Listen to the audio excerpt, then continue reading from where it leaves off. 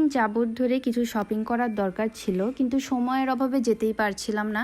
Personally কিছু কাজের জন্য অনেক বেশি ব্যস্ত হয়ে পড়েছিলাম। যখন সেই ব্যস্ততা কেটে গেল, তাই আর ভাবলাম যে এখন আর দেরি করা যাবে না। আমার যেহেতু শপিং করা অনেক বেশি দরকার হয়ে পড়েছিল, তাই আর দেরি না করে শপিং করতে চলে গেলাম।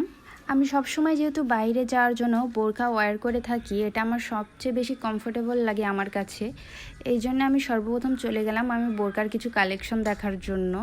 প্রথমে আমি ডিসপ্লেতে দেখছিলাম যে আমার কোনো বোরকা এখানে চয়েস হয় কি না।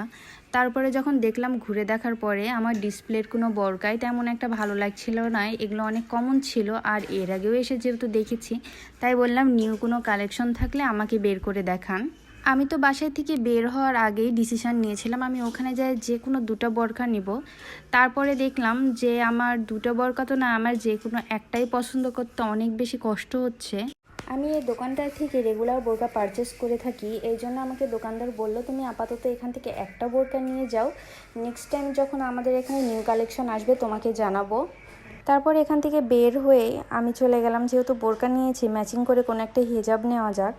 তারপরে কয়েকটা দোকান ঘোরার পরেও আমার তেমন একটা হিজাব পছন্দ হচ্ছিল না। তারপরে এখানে এসে চেরি জর্জেটের আমার এই হিজাবটা পছন্দ হয়েছিল, কিন্তু আমি এই হিজাবটা মাথায় দিয়েছি ঠিকই, কিন্তু এই হিজাবটা আমি পারচেস করেছিলাম না, অন্য একটা নিয়েছিলাম।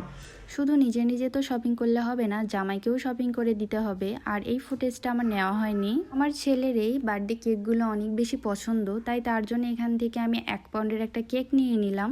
আমি সবসময় ফাস্টফুড ভিলেজ থেকেই কেক নিয়ে থাকি, কারণ এখানকার কেকগুলো অনেক বেশি ফ্রেশ থাকে। আমি যেহেতু উত্তরা সুপার মার্কেটে এসেছিলাম, তাই ভাবলাম এখান থেকে একটা ব্যাগ নিয়ে নেই, কারণ বাজারে তো আর বারবার আসা যাবে না, একবারেই সব কাজ সেরে নিয়ে আমি বাসায় যাব।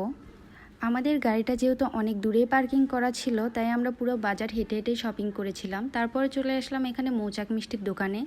এখানে এসে কিছু মিষ্টি আর রুটি নিয়ে নিলাম। তারপর আজকের ভিডিওটিতে আমার এই পর্যন্তই। আমার ভিডিওটি কেমন লাগলো অবশ্যই কমেন্ট করে জানাবেন। আল্লাহ হাফেজ।